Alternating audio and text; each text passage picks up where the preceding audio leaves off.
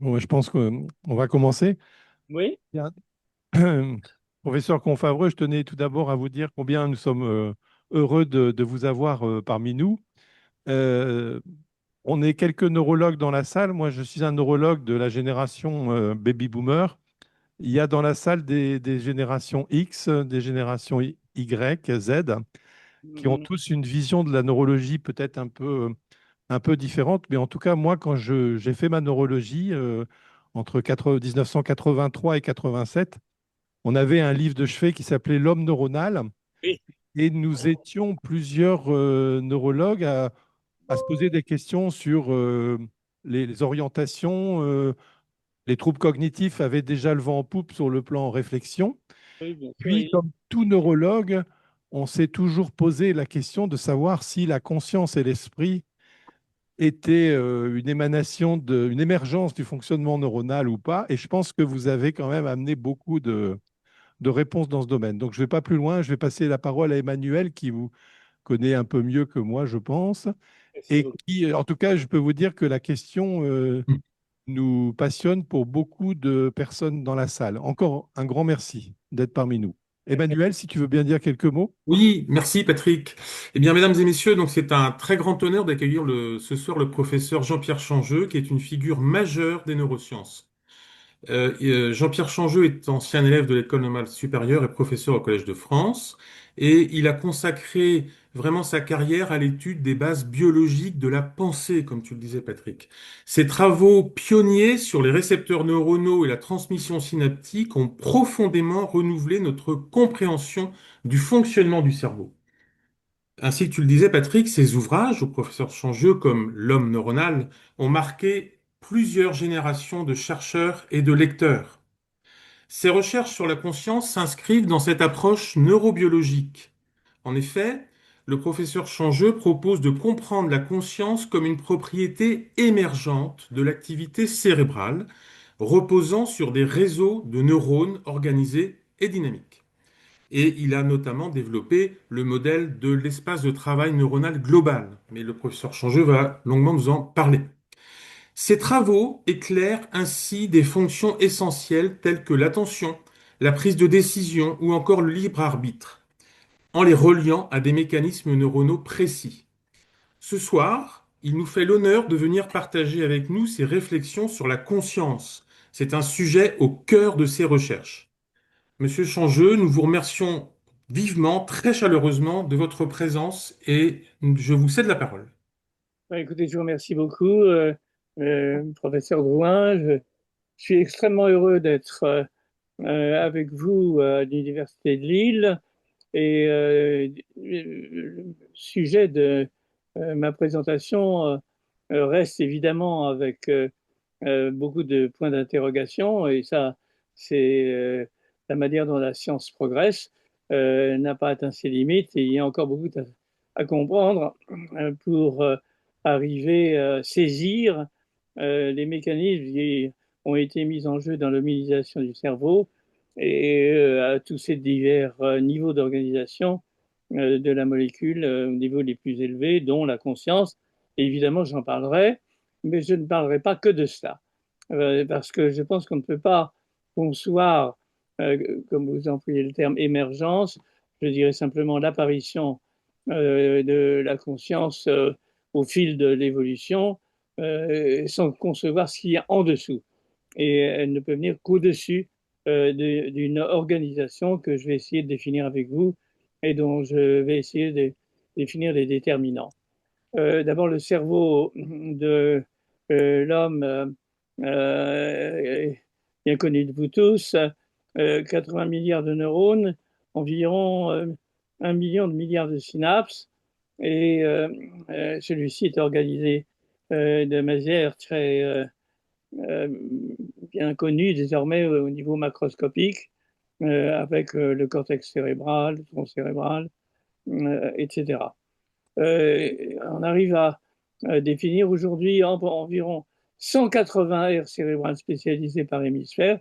Vous voyez que c'est un nombre qui s'est considérablement accru au cours des dernières années, simplement parce que les outils d'observation, entre autres l'imagerie cérébrale, toutes les études de connectomique cérébrale ont permis d'avancer dans cette définition.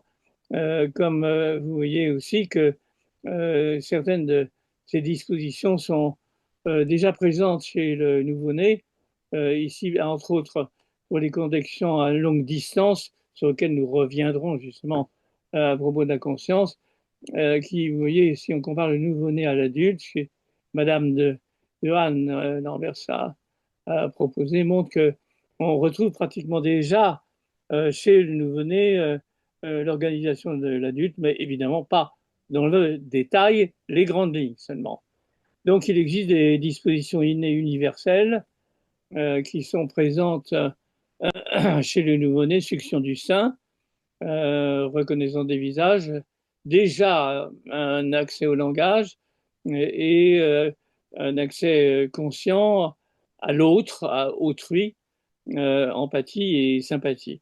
Il y a en plus de cela, et je reviendrai évidemment plus tard dans mon exposé, des acquis épigénétiques qui sont évidemment importants à comprendre, les dispositions innées elles-mêmes étant, comme leur nom l'indique, associées avec notre génome dont la séquence est intégralement connue. Parmi les composants élémentaires du cerveau à diverses échelles, il y a le neurone que vous connaissez tous, donc c'est pas une nouveauté de mentionner ce très beau document de Santiago Ramón y Cajal sur le cortex cérébral et neurones et interneurones. Mais ce qui est important de souligner, c'est que la connectivité entre ces diverses cellules nerveuses n'est pas continue, contrairement à ce que Golgi avait proposé à l'époque, peut-être parce qu'il pensait que l'esprit, entre guillemets, pouvait passer plus facilement dans un réseau continu que dans un réseau discontinu. En tout état de cause, Ramon y Cajal a montré que l'hypothèse du réseau de Golgi était inexacte et que, en fait, les contacts entre cellules nerveuses étaient discontinus. Cela a été repris ensuite par Palade avec la microscopie électronique. Et vous voyez ici une image de Jean Carteau, qui est un de mes collaborateurs, avec l'organe électrique de Ginotte, une très jolie terminaison nerveuse avec les vésicules synaptiques. Et là, un espace qui est la fente synaptique entre pré- et post-cernulaire. Qu'est-ce qui fait la liaison? Eh bien, c'est les neurotransmetteurs comme signaux chimiques, et comme vous savez, il y en a plusieurs dizaines, et en ce qui concerne les neuropeptides, plusieurs centaines même. Et ce neurotransmetteur est libéré dans l'espace synaptique, vient se fixer sur un récepteur et proposer former une réponse chimique au signal chimique, une réponse électrique, excusez-moi, au signal chimique. Et donc, on passe du signal électrique au signal électrique via un élément chimique qui est le neurotransmetteur agissant sur son récepteur, que vous pouvez peut-être voir ici, qui est présent sur la membrane synaptique. Voilà une image du récepteur de l'acétylcholine sur lequel nous avons travaillé pendant des dizaines d'années. Et ici, la réponse de ces récepteurs aux neurotransmetteurs avec une conversion chimio-électrique et ensuite une transmission qui se propage dans la cellule postsynaptique. Donc nous avons ici un composant moléculaire et cellulaire qui forme notre cerveau, des neurones jusqu'aux molécules et inclut les signaux chimiques comme les neurotransmetteurs qui agissent sur ces récepteurs et qui interviennent non seulement dans la propagation électrique, mais aussi ici comme ça, ici dans la conversion entre signal chimique et signal électrique. Donc, le philosophe suédois Gordon Thors avait proposé ici, composant moléculaire et cellulaire, la pensée. Et je pense que Bachelard a repris euh, idée, au duo, repris, euh, pour dire, est-ce qu'il y a pour dire que, comme pour la chimie, nous avons affaire, dans le cas du cerveau, à un matérialisme. Cette notion est.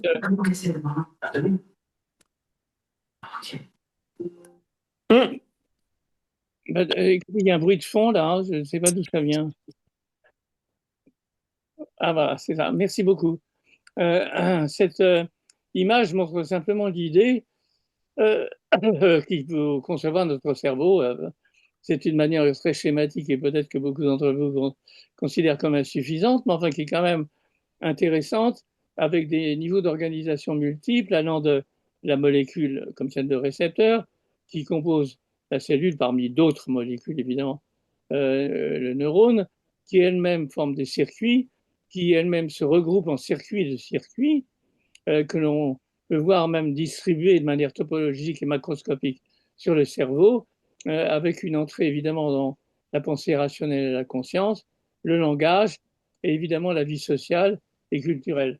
Je pense qu'il faut, dès le départ, bien réfléchir que le cerveau n'est pas un organe isolé et que les êtres humains vivent en société, donc il est aussi rationnel et social, que j'ai voulu montrer ici dans cette diapositive. Donc on part de l'environnement physique-chimique jusqu'à, encore une fois, la pensée rationnelle. Dans ces organisations, il y a évidemment une organisation hiérarchique avec des régulations de bas en haut et de haut en bas, comme vous voyez en bleu et en rouge, avec de multiples niveaux d'intégration chassés. Et nous avons en fait à plusieurs évolutions, entre guillemets, darwiniennes, génétiques évidemment au niveau du génome, et épigénétique ensuite, comme j'en parlerai tout à l'heure, au cours du développement.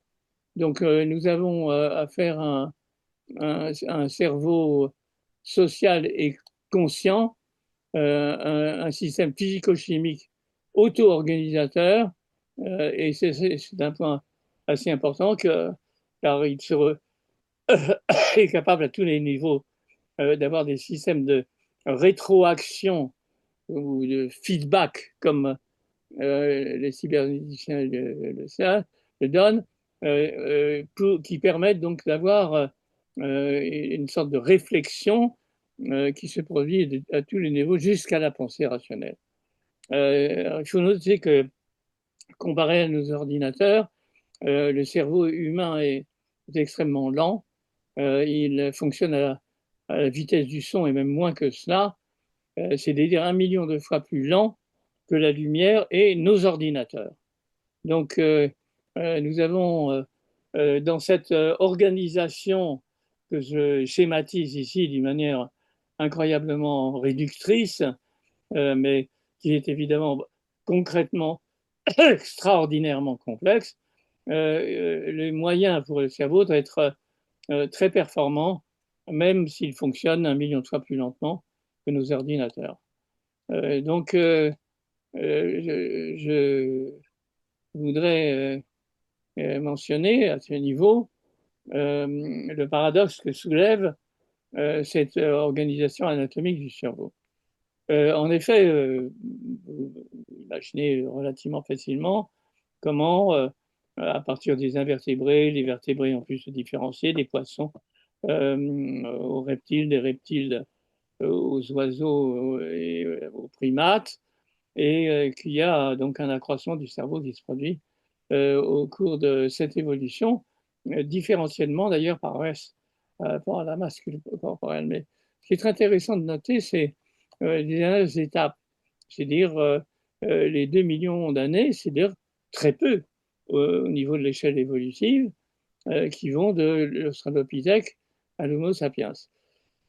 Et vous voyez que ici, en environ 1 million d'années, il y a pratiquement un doublement de la taille du cerveau, de l'Homo habilis à Homo sapiens. Vous voyez aussi la grande variabilité génétique qu'il y a à ce niveau, dû aussi à d'autres précurseurs de l'Homo sapiens.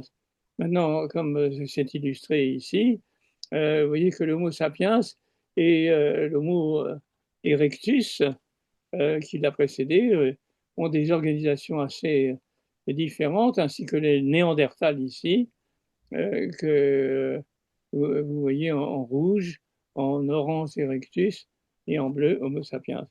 Donc, comment expliquer ça? Je tiens à vous dire qu'on n'a pas la réponse.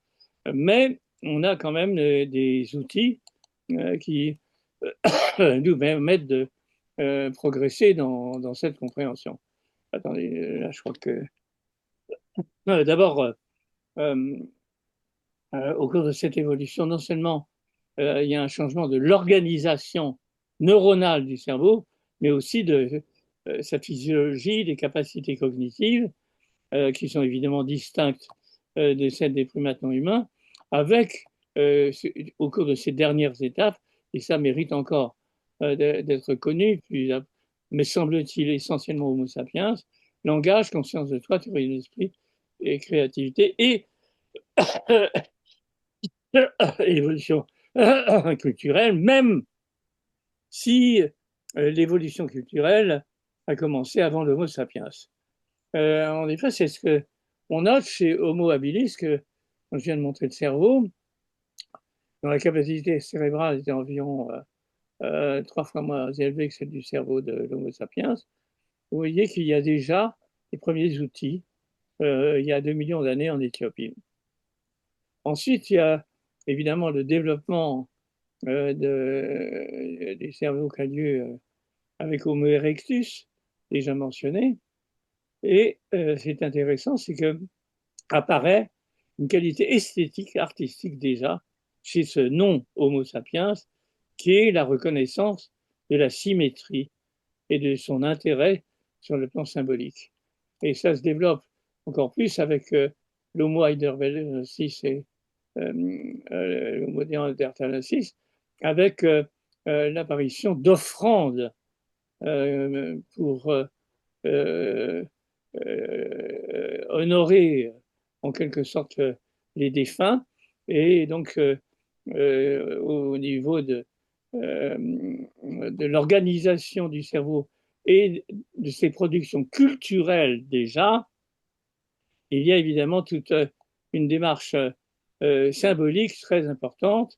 Et si j'ai montré cette diapositive pour insister sur le fait qu'il y a un développement cumulatif à la fois sur le plan génétique, de Homo habilis à Homo erectus, Heidelbergensis et Homo sapiens, mais aussi non génétique par l'évolution de cette culture qui est évidemment transmise de manière non génétique d'une génération à l'autre. Nous reviendrons d'ailleurs sur ce point. Finalement, on arrive à Homo sapiens avec déjà la découverte de l'art, comme je l'ai mentionné au précédent, mais surtout de Homo sapiens, l'expansion du cortex cérébral, du cortex pariétal, préfrontal, asymétrie hémisphérique droite-gauche, et évidemment, ici, chez Homo sapiens, et peut-être Néandertal, enfin, il y a aussi un débat à ce niveau-là, au niveau de la grotte Chauvet, avec l'apparition ces décors remarquables que chacun connaît. Alors, donc tout ça pour dire que il y a des origines génétiques et connectomiques des fonctions supérieures du cerveau et même de la création scientifique qui se sont développées au cours du temps et qu'il nous faut comprendre. Encore une fois, je veux dire, on est loin d'en comprendre, surtout que à l'étape ultime, si j'ose dire, la pensée, entre guillemets, juste une diapo pour illustrer ce point, de l'imagerie cérébrale aujourd'hui nous permet même d'avoir une cartographie, neurocartographie du sens, en ce sens que vous voyez que ici, ces images cérébrales ont été obtenues à l'écoute d'une histoire et ici à la lecture de la même histoire. Donc on élimine ce qui est auditif, on élimine ce qui est vision, on conserve ce qui est mental, et vous voyez l'incroyable conservation de cette distribution du sens dans le cerveau que l'on peut noter aujourd'hui chez Homo sapiens. Donc, il y a ce que j'appelle une neurotopologie du sens et surtout des signifiés. Alors, comment comprendre le paradoxe de cette hominisation du cerveau? Je dois dire que on peut d'abord se référer aux différences génétiques. J'ai mentionné l'évolution génétique des singes, des chimpanzés, Australopithèques, etc., etc., jusqu'à l'Homo sapiens. Alors, d'accord, mais est-ce que ces différences génétiques se reflètent dans l'organisation de notre génome? Et là, on regarde les gènes de structure, c'est qui codent pour des protéines. Et on est surpris, vous et moi, de constater que si on passe de la souris à l'homme, alors que le cerveau, dans un cas, comporte 40 millions, de l'autre et 100 milliards, il y a un problème. Il y a un problème réellement de biologie moléculaire. J'ai d'ailleurs soulevé ce problème il y a plus de 40 ans maintenant dans l'homme neuronal, et il n'est toujours pas complètement résolu. Il est certainement en cours de résolution, surtout avec le développement des analyses par l'intelligence artificielle.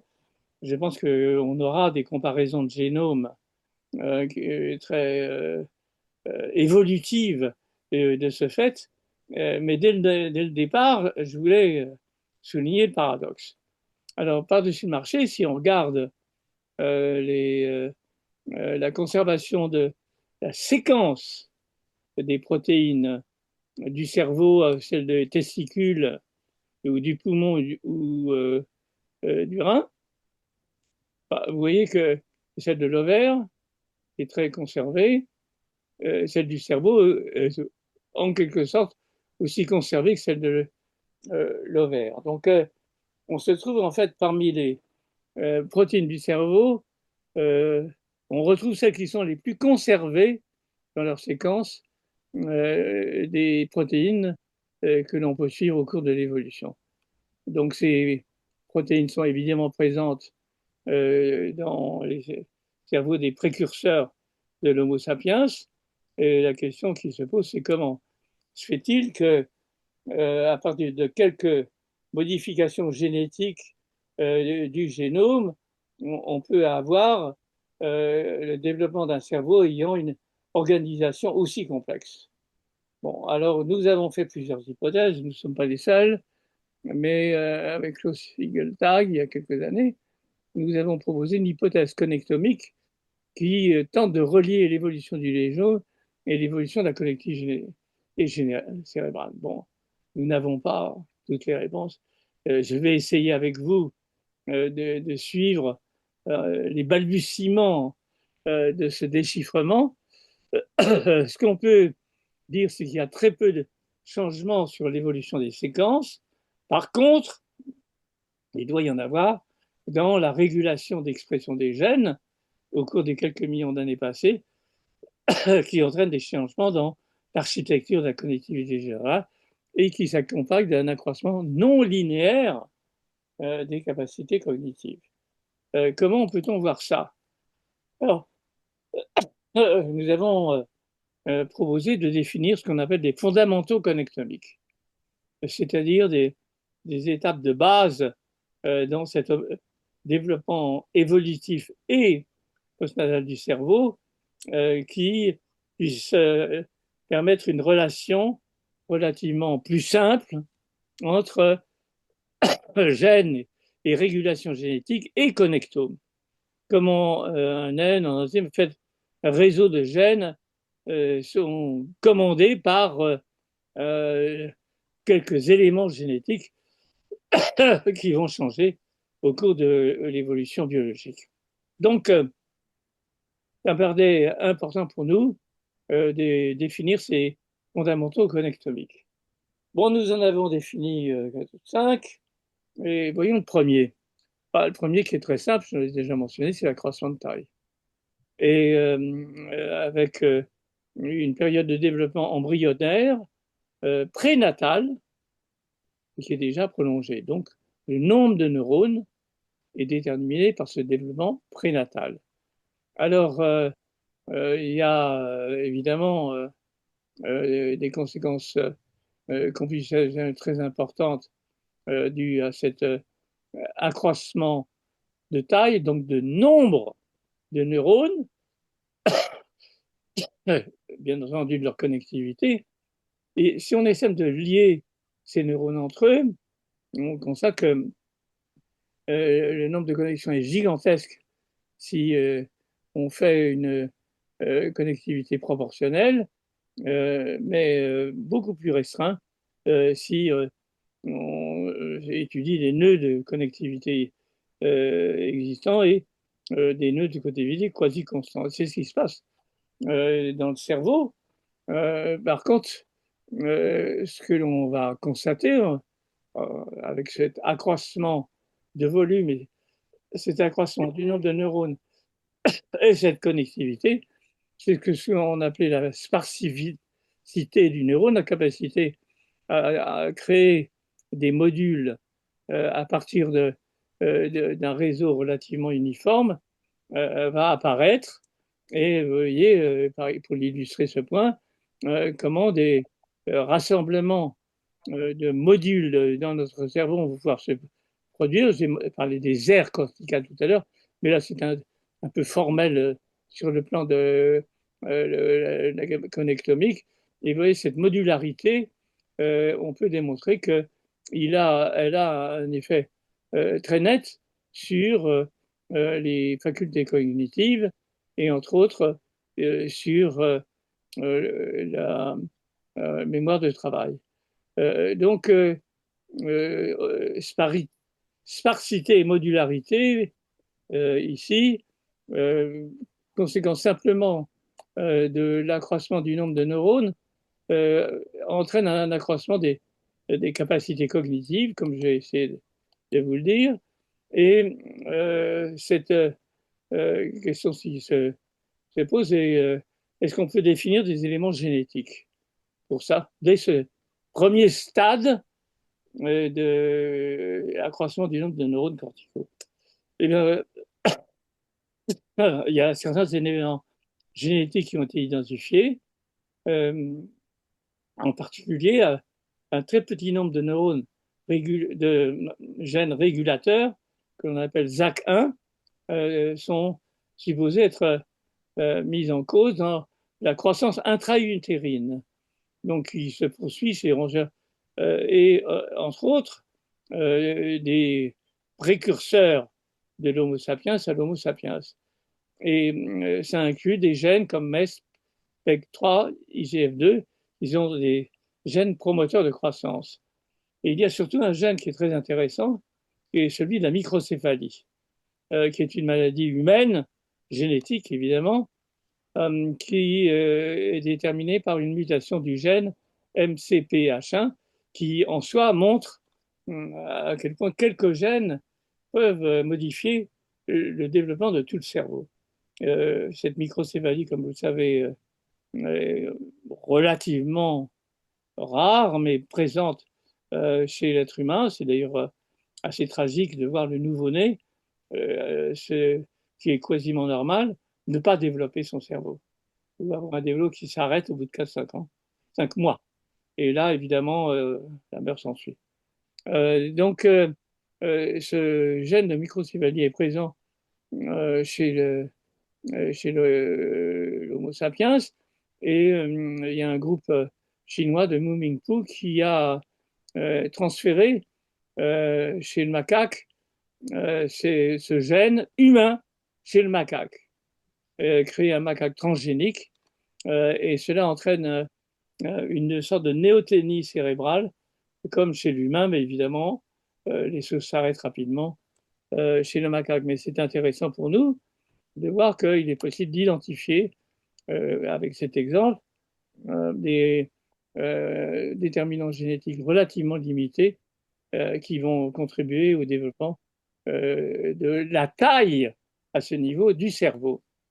Bon, un deuxième aspect qui est important pour nous, je l'ai souligné dans le schéma de départ, c'est l'augmentation du nombre d'échelles différentes du cerveau. Alors, j'ai montré ces échelles du moléculaire au cellulaire, du cellulaire aux ensembles de neurones, etc. Et il y a évidemment, surtout au niveau de la connectomique la plus élevée, des niveaux d'organisation jusqu'au niveau euh, extrême qui est le niveau conscient. On peut le mettre ici en vert si vous le souhaitez, et les autres sont des niveaux non conscients. Et donc, ça suggère que au cours de l'évolution de la souris, qui nous préoccupait beaucoup jusqu'à l'Homo sapiens, et vous voyez cet accroissement de complexité du cerveau qui correspond à une augmentation du nombre de niveaux d'organisation qui se produit avec l'accroissement de la taille et qui donne évidemment une capacité accrue pour des représentations abstraites plus sophistiquées et des représentations non seulement des similitudes, mais des symboles, comme on le voit apparaître au niveau conscient. Donc on peut aussi établir des réseaux de neurones artificiels avec des niveaux d'organisation successifs et de montrer que là encore, sur ces relativement simples neurones artificiels, on voit les propriétés de sortie du réseau s'accroître de manière remarquable et entre autres avoir une capacité de construction et de localisation du stimulus, de mémoire de travail qui se trouve se développer à la suite de ces multiples niveaux d'organisation emboîtés les uns dans les autres et interconnectés.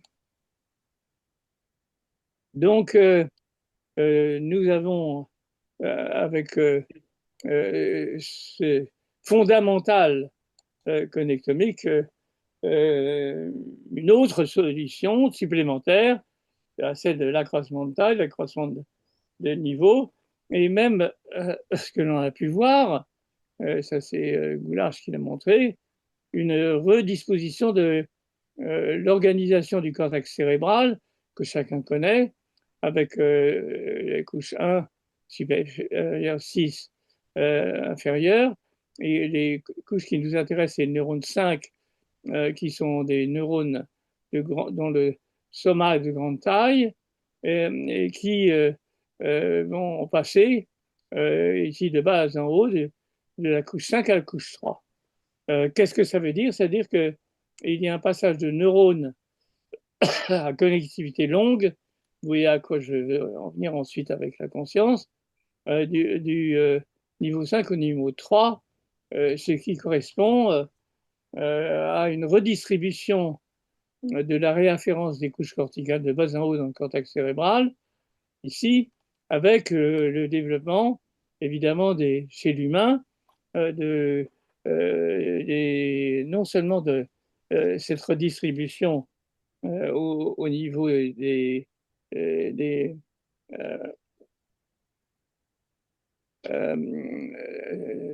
aires corticales, des couches du cortex cérébral, vers le haut.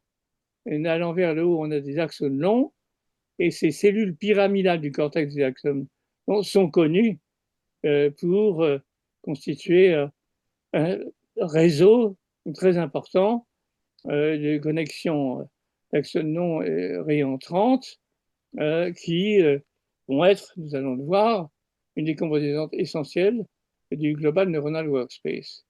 Donc vous voyez que progressivement, les choses se préparent, si j'ose un peu dire, pour arriver à la performance de l'espace conscient tel que nous le connaissons aujourd'hui. Malheureusement, à ce niveau-là, il faut encore du travail, et c'est que les jeunes présents à cette conférence y contribueront, c'est d'essayer d'identifier les événements génétiques, et ils existent, qui ont permis cette redistribution aussi importante pour le développement de la connectivité cérébrale. Alors nous arrivons évidemment au traitement conscient. C'est une introduction en quelque sorte, avec l'accroissement de ces niveaux d'organisation au niveau le plus élevé, avec cette interconnectivité entre axones longs que nous avons définis, j'y reviendrai, comme espace de travail neuronal conscient. Mais avant d'aborder ce que j'appelle le traitement conscient, je voudrais un peu simplifier et démystifier, en quelque sorte, la notion de conscience. Parce que certains philosophes, théologiens, que sais-je, considèrent que la conscience inclut de multiples aspects tout aussi surréalistes les uns que les autres. En fait, ce n'est pas le cas. Il existe en fait plusieurs niveaux hiérarchiques du traitement conscient. Le premier, évidemment, que vous connaissez tous, c'est les multiples états de vigilance, éveil, sommeil, rêve, coma. Vous les connaissez tous. J'espère que ceux qui m'écoutent sont réveillés, sont dans l'état 1, et ils peuvent, au cours de la fatigue liée à l'écoute de cet exposé, tomber dans le réveil, dans le sommeil. Bon, il y a ces premiers niveaux de base qui sont les multiples états de vigilance. Ensuite, il y a une capacité d'intégration globale de multiples signaux sensoriels, de prise de décision, j'ai déjà mentionné, et d'expérience subjective. Ça, c'est, excusez-moi, un point important, évidemment essentiel, du traitement conscient, c'est le fait que nous sommes conscients d'un événement sensoriel comme celle de m'entendre ou de regarder mes diapos. Ensuite, il y a un autre niveau que j'ai mentionné tout au début de mon exposé, c'est la capacité d'interaction sociale. Et là encore, il faut rejeter l'idée que le cerveau humain est celui d'un individu seul et isolé. Ce n'est pas le cas. Le cerveau humain s'est développé au cours de l'évolution à la suite d'une interaction sociale très forte, dont les traces culturelles sont évidentes, depuis l'Australopithèque jusqu'à Homo sapiens. Donc il y a une capacité d'interaction sociale forte avec d'autres agents qui permettent de distinguer entre soi-même et l'autre et le développement d'une culture. Enfin, il en reste une dernière, parmi d'autres encore que vous avez peut-être à proposer à la suite de cet exposé, qu'il y en a une qui est essentielle, c'est celle de cette pulsion spontanée à survivre, qui n'est pas propre à l'homme, qui existe chez tous les êtres vivants, qui spontanément essayent de se protéger de tout ce qui peut arriver autour d'eux pour conserver leur autonomie et se développer comme des êtres vivants, bactéries, oiseaux, êtres humains. Donc, en fait, cette capacité-là a été très bien définie par Spinoza avec le conatus, qui est une forme minimale d'intentionnalité, si j'ose dire. L'intention correspond à qu'est-ce qu'il faut faire pour survivre. Voilà. Je pense que malheureusement, si j'ose dire, pas mal de nos dirigeants politiques actuellement dans le monde, entre autres au Proche-Orient et en Amérique, n'ont pas en tête cette idée: que dois-je faire pour que l'être humain puisse survivre? C'est un point très général, et je dirais même non seulement inné chez l'homme, mais présent aussi chez les êtres vivants qui nous entourent. Donc voilà divers niveaux distincts du traitement conscient qui nous paraît utile de mettre en place pour comprendre comment il s'est développé. Ils se sont développés au cours de l'évolution biologique et du développement que ça a. Vous voyez que on est très loin de cette conscience métaphysique. Nous sommes là dans le physique, dans le physiologique, dans le cognitif et bien entendu dans le neuronal. Alors, quelles sont les architectures neuronales du traitement conscient? Bon, j'ai parlé de l'état de veille-sommeil. Ces voies sont très très bien connues maintenant depuis de nombreuses années, avec le rôle du tronc cérébral et du système de la formation réticulaire avec les neurotransmetteurs qui interviennent, comme l'acétylcholine, le glutamate et la norépinéphrine, et qui contrôlent l'état de veille et de sommeil, qui peut être enregistré sur le plan électrophysiologique par l'électroencéphalographie, et qui, comme l'INAS et collaborateurs l'ont montré, est dit à ces relations entre le thalamus et le cortex, qui sont des relations oscillantes qui permettent d'entretenir un espace conscient correspondant à l'éveil, un autre correspondant au sommeil, et puis un autre éventuellement concernant au rêve. Donc, il y a des systèmes de veille et de sommeil. Il y a évidemment, chez le sujet éveillé, les systèmes de récompense qui jouent un rôle très important et qui comportent aussi des neurotransmetteurs chimiques. Évidemment, la dopamine qui va sur le plan du développement de notre cerveau, mais comme je l'ai dit, il existe d'autres neurotransmetteurs comme l'acétylcholine, la norépinéphrine, etc., et le glutamate, et le GABA et bien d'autres, dans l'organisation de notre cerveau et la réponse au système de récompense, qui est un point très important dans la réponse consciente du sujet à l'environnement. Alors, en plus de ces architectures verticales, il y a ce que nous avons appelé avec Stanislas des architectures horizontales. Alors, d'abord, j'ai fait un cours que je France il y a bien des années, avant le Global Neuronal Workspace, où j'ai présenté le travail de Bernard Barr sur le contenu de conscience et du Global Workspace. Alors, ce qu'il a proposé, c'est de la pure psychologie, hein, c'est pas du tout des neurosciences, un espace de travail global avec des processeurs non conscients et une diffusion réciproque des contenus non conscients vers les conscients et du conscient vers les non conscients. Donc, cette idée que j'ai présentée dans mon cours, je crois que c'était en 1994, si ma mémoire est bonne, à la suite de ce cours, j'ai évidemment réfléchi à la manière dont on pourrait essayer de comprendre en termes neuronaux cet espace de travail neuronal. Évidemment, j'ai eu en tête les travaux de Ramón y Caral avec ces axones longs qui vont d'un point à l'autre du cortex. Ça, c'est un dessin original du cortex, ou de Desjrine, évidemment, avec tous ces connectivités que j'ai montrées tout à fait au début de mon exposé.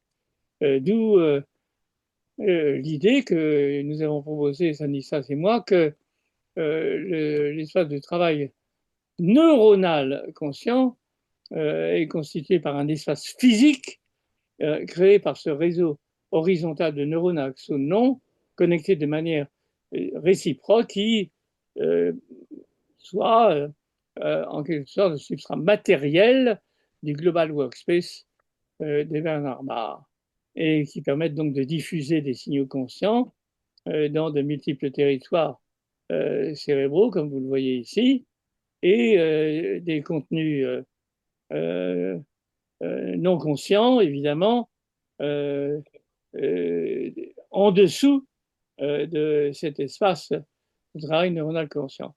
Alors là, je voudrais juste vous montrer qu'on peut arriver, enfin notre hypothèse, c'est que lorsque un signal devient conscient, comme c'est le cas ici évidemment, il y a ce réseau, le Global Neuronal Workspace, qui est illustré très bien ici sur ce schéma chez le singe par Patricia Goldman-Rakic, qui montre l'interconnectivité entre le cortex frontal, temporal, pariéto-temporal et singulaire. Pour les émotions, c'est très important.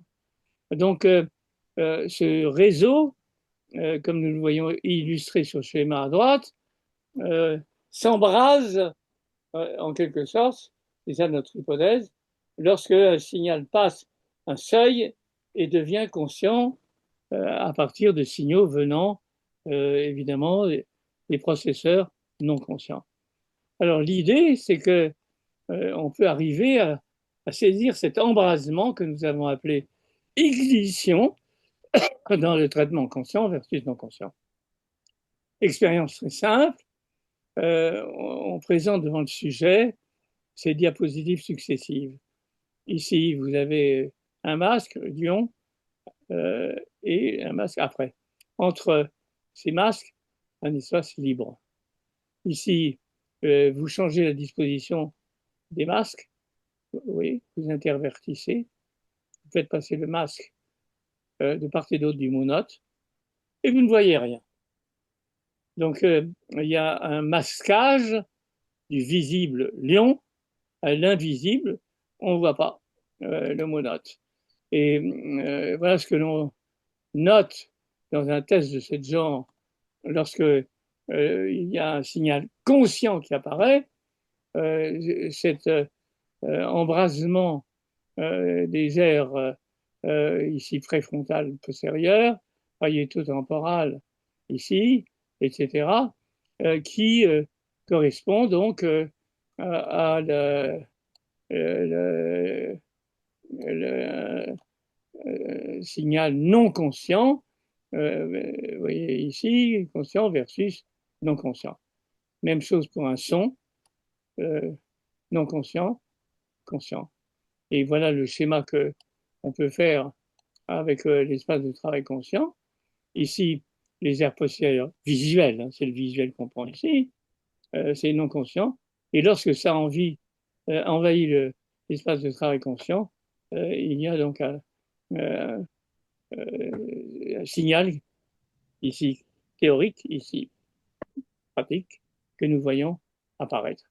Alors, on peut aller même plus loin, et ça a été fait entre autres par ici Prof. Selma et Nohan et un co-auteur. Ici, un stimulus visuel sur l'RV1 non conscient, un stimulus visuel sur l'RV4 non conscient, et là, un système qui arrive dans le cortex préfrontal et qui devient conscient, et vous voyez cette réponse que nous appelons ignition, lorsque ici l'organisme en question qui est le macaque avec l'expérience a été faite, mais évidemment avant tout chez l'homme, ici c'est chez l'homme évidemment, et vous voyez ce genre de signal, le long de P300 ici ne semble pas caractéristique simplement de la prise de conscience, mais le fait que le sujet donne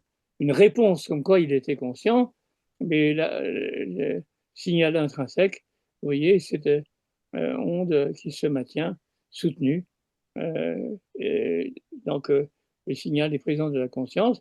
Et je me suis signalé le temps mis pour avoir accès à l'espace conscient chez l'homme qui est de l'ordre de 200 à 300 millisecondes. Donc, nous voyons consciemment le monde avec un décalage temporaire qui n'est quand même pas suffisamment lourd pour nous empêcher de réagir correctement. Alors, ce qui est ici une ouverture vers l'art que j'avais mentionné tout à l'heure. Certains tests ont été faits par Morten Klingelbach avec un visage mignon et ici un visage avec un bec de lièvre. Et on montre ces deux images à l'enfant et on obtient des ignitions différentes. Alors comme si on pouvait en quelque sorte faire une expérience entre guillemets, le beau et le laid, ou le beau et le moins beau. Donc, nous avons ici accès, c'est juste pour illustrer ce point, que ce travail sur l'espace de travail neuronal conscient peut euh, évidemment être utilisé pour l'interprétation consciente ou non consciente de l'œuvre d'art. Donc, nous avons ici des éléments en faveur de l'ignition. D'autres preuves ont été apportées par Claire Sergent, et c'est évidemment pour nous une étape très importante de la compréhension de la conscience. Alors, évidemment, ce qu'on aimerait savoir, c'est l'apparition du Global Neuronal Workspace, quels sont les gènes impliqués dans ce développement qui s'est produit au cours de l'évolution, de l'hominisation récente, mais aussi et surtout, évidemment, entre l'Homo erectus et l'Homo sapiens. Bon, encore une fois, il y a des candidats. Il y a CF1, dont j'ai déjà parlé du CF1 tout à fait au début, et des gènes qui ont été mentionnés là. Mais il y en a une autre particulièrement importante pour nous, c'est le nombre de copies géniques.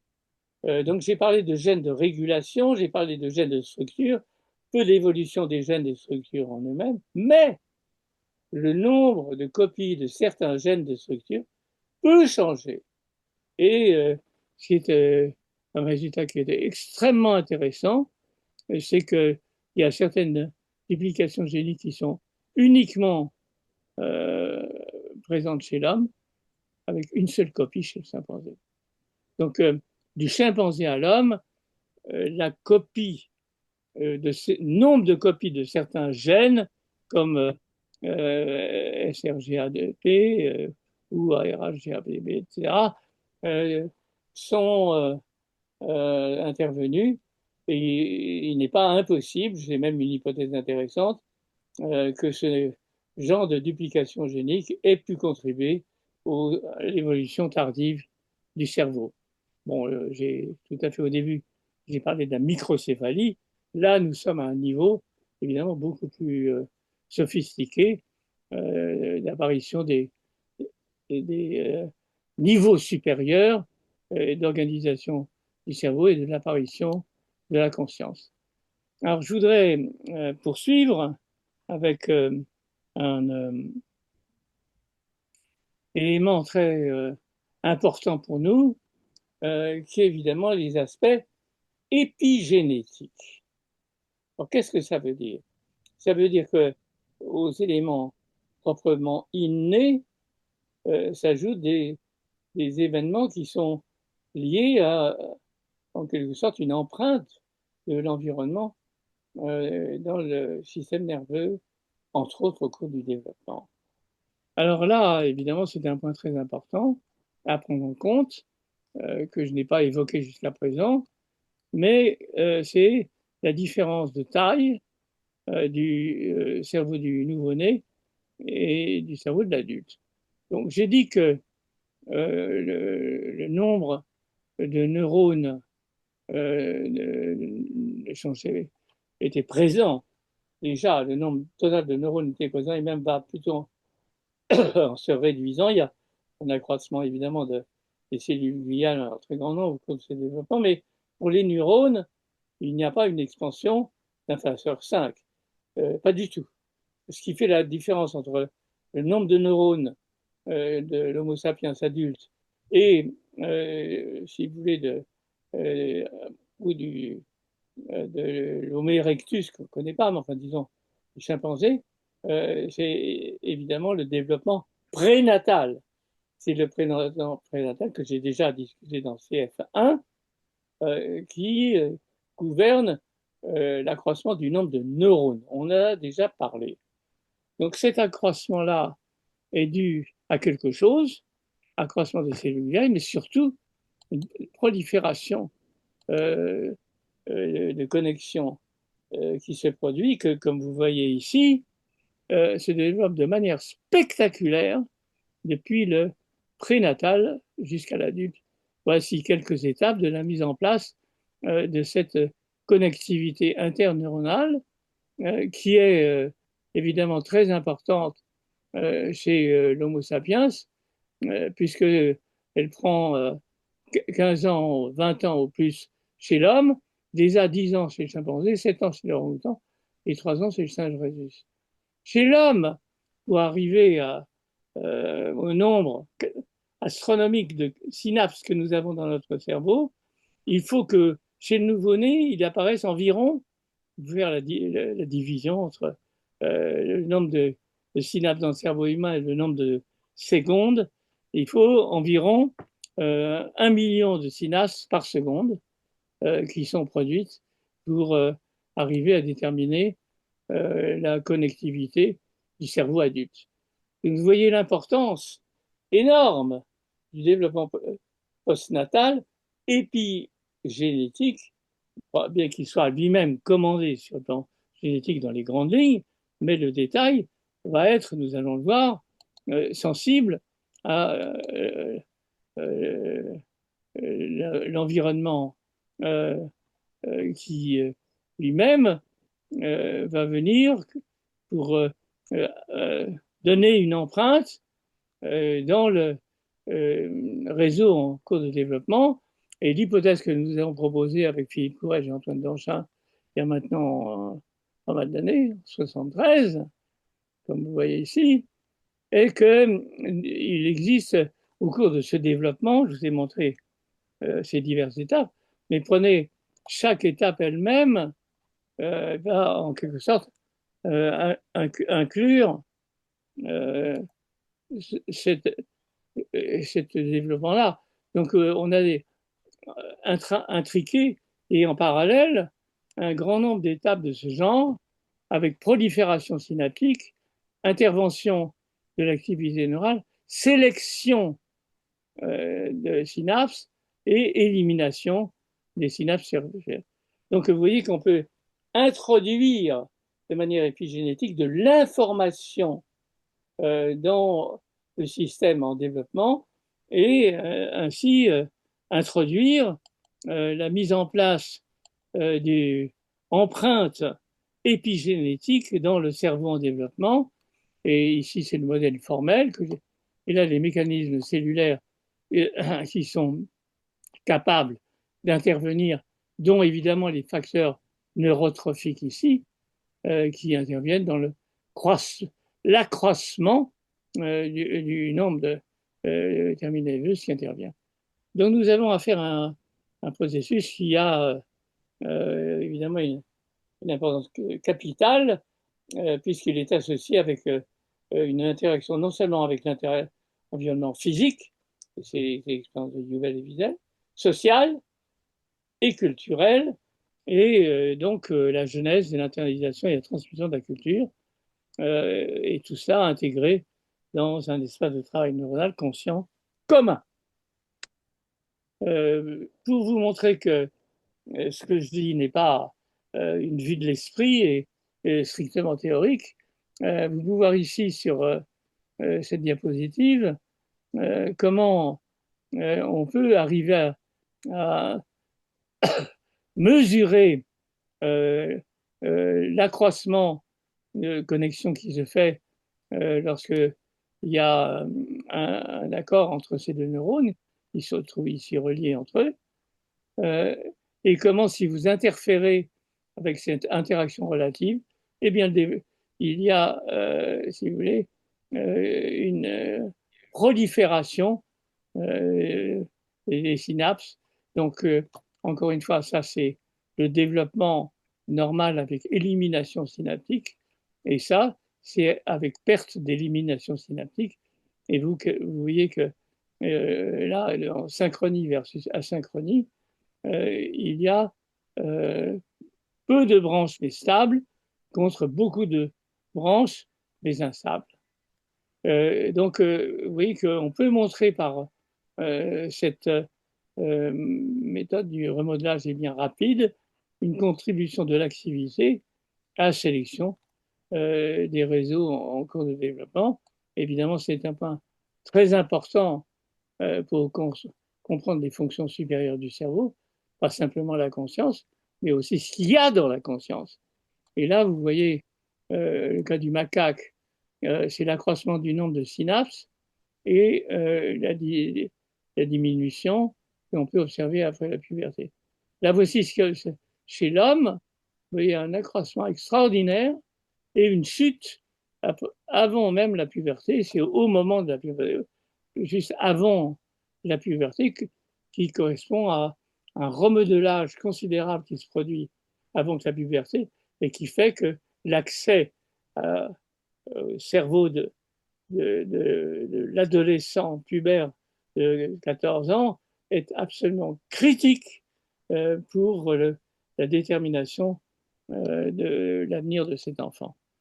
Alors interviennent en effet, et ça c'est la fin, vers 2-3 ans après donc la naissance, où on voit se développer le langage, croyance, science, éthique et art.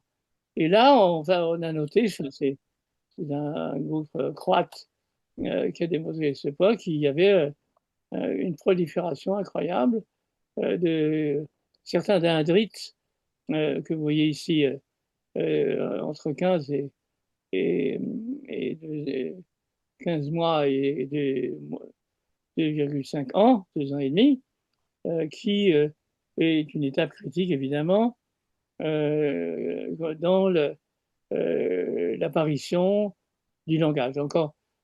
C'est encore un travail en cours, évidemment, qui est fait par ce groupe croate, des données préliminaires, mais c'est très intéressant pour nous parce que il est évident qu'on voit des différences notables dans la distribution des aires cérébrales engagées dans le langage parlé, comme ici par Frédéric, ici, le chinois en rouge, l'anglais en orange et le bleu pour l'allemand. Donc vous voyez ici une incroyable redistribution de territoires critiques dans l'acquisition du langage parlé de ces 3 diverses langues. Alors évidemment, c'est on a un problème intéressant d'aller plus loin et évidemment, ça va avec l'apprentissage des circuits culturels, comme je les appelle, entre un sujet sachant lire et un illettré. Ça, c'est une première étude qui avait été faite par Martin Ingvar, qui montre des différences caractéristiques, et qui a été reprise par Stanislas Dehaene, avec le même type de sujet, c'est-à-dire des Portugais, dans lesquels on trouvait encore des enfants illettrés et des enfants qui avaient acquis l'écriture, sachant que les enfants les plus âgés se préoccupaient de leurs enfants plus jeunes au lieu d'apprendre à lire, malheureusement. Enfin, ça, c'est le passé. Mais il existe encore des familles comme celle-là qui ont été utilisées dans ce sens. Et donc, il y a lieu d'imaginer qu'au cours de l'acquisition de la lecture et des traits particuliers à chaque lecture, il y a une appropriation épigénétique des circuits neuronaux en développement et une internalisation des espaces culturels différents. Donc, on peut penser que, et là, évidemment, je généralise, mais je me sens autorisé à le faire sur les bases des données précédentes, que les sociétés humaines ont évolué génétiquement et surtout épigénétiquement en des points géographiques différents de la planète. l'Homo sapiens s'est redistribué largement à partir de 300 000 ans et plus récemment. Et donc, cette évolution génétique est très faible. Euh, Par contre, il y a une énorme évolution épigénétique qui a permis la diversification des cultures.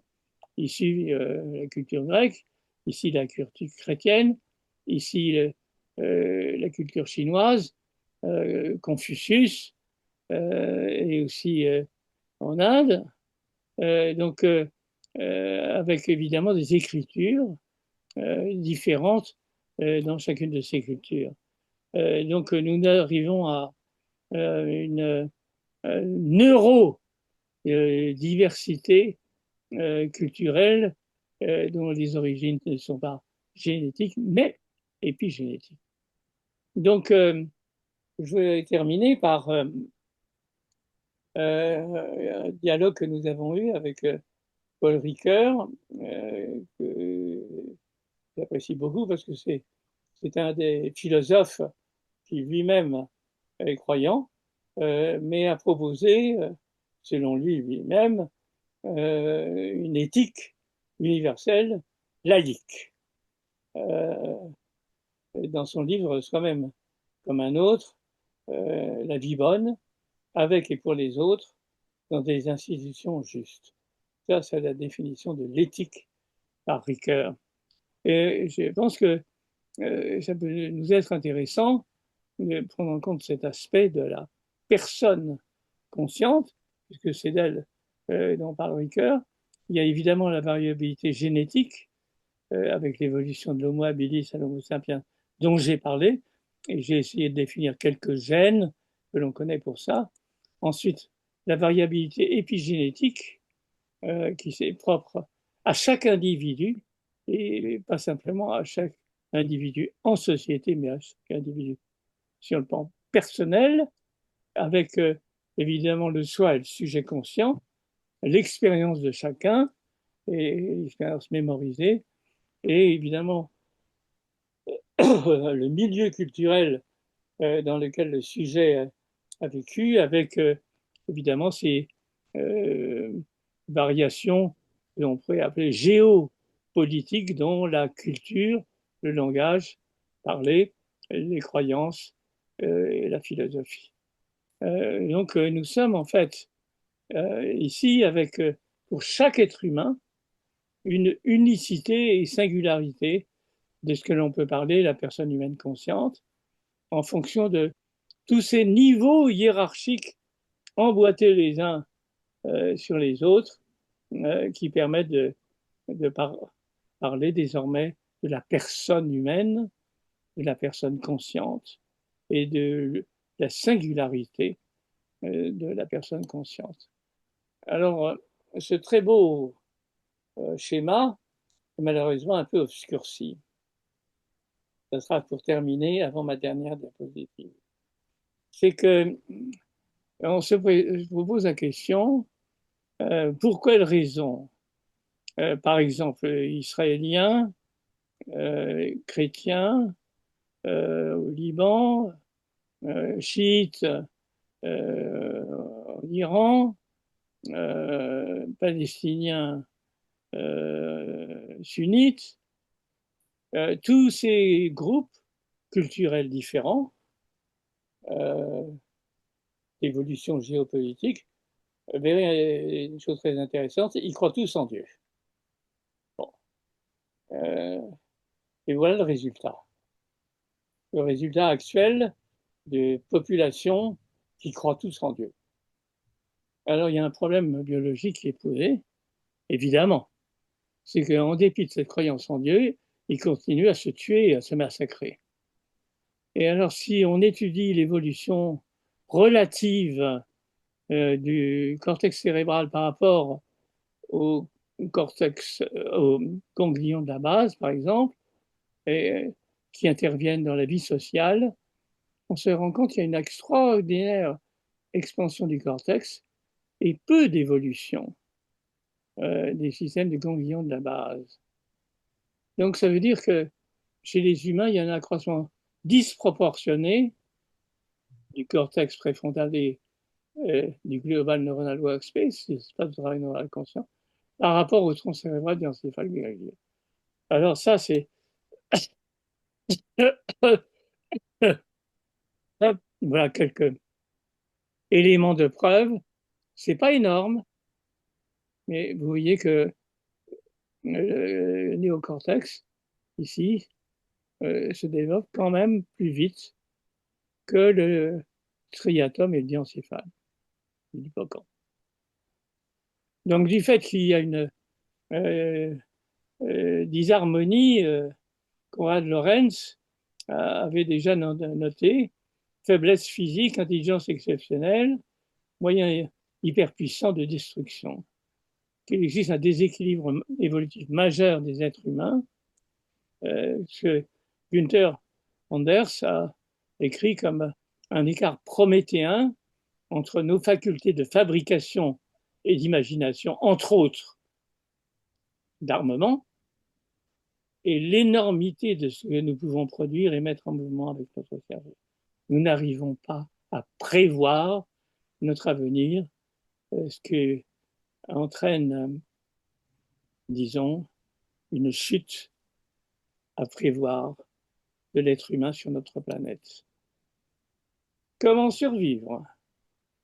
Eh bien, c'est là où je pense qu'une éthique universelle est nécessaire justement pour compenser une éthique épigénétique et là pour compenser cette disharmonie génétique qui s'est produite dans le développement de cerveau au niveau corporel. C'est des hypothèses à développer, on pourra en parler. Quand je parle des problèmes éthiques ici, bon, ce n'est pas le sujet de mon exposé, je vais en faire un exposé entier sur ce sujet. Ce n'est pas de mon exposé, mais il est certain que, pour reprendre la définition de Ricoeur, la vie bonne, bon, ça va, avec et pour les autres, très bien, on en a parlé. Dans des institutions justes, ça, on n'en a pas parlé. Or, quand je dis éthique universelle, nécessaire pour la survie de l'être humain, je dis aussi institutions capables d'intervenir pour faire respecter une éthique universelle qui sont totalement inexistantes de nos jours. Pour conclure, je reviens sur mon hypothèse de départ, l'hypothèse connectomique de l'hominisation du cerveau, avec un développement ontogénétique prénatal plus important, accroissement de taille, accroissement du nombre de neurones qui est prénatal, l'augmentation du nombre de niveaux d'organisation jusqu'au niveau conscient, le repositionnement des couches corticales et la réafférence de base en haut dans le cortex, et évidemment le prolongement du développement postnatal avec ces processus épigénétiques sur lesquels je viens de parler, et enfin la mise en place de ces neurones qui permet justement l'acquisition du langage, des systèmes de croyances, des règles de conduite variées de chaque culture particulière. Alors j'ai mis quelques gènes, j'ai fait ce que j'ai pu, c'est-à-dire pas beaucoup, et il reste encore à faire beaucoup de choses dans ce domaine, et je compte sur vous pour que on arrive au temps de l'harmonie, mais je ne suis pas sûr que ça puisse arriver, avec évidemment, ici c'est un tableau de Signac, avec le bonheur de vivre et une harmonie que l'être humain aura construite via l'éthique que j'ai dit précédemment, mais compte tenu de la situation actuelle dans laquelle on voit nos dirigeants sans avoir, ils n'ont pas enfin certains dirigeants, je ne dis pas tous, ce sens de l'éthique de base, on va peut-être à la destruction du globe. de la vie sur notre planète. Merci beaucoup. Merci infiniment pour cette conférence qui quand même parle de choses essentielles, puisque comme vous le dites, le monde tourne en fonction de nos propres consciences. Et encore merci pour cette conférence. Et puis, portez-vous bien, Monsieur Changeux. Portez-vous bien. Espérons-le pour les quelques années qui me restent. Merci beaucoup. Au Bonne revoir. soirée. Au revoir.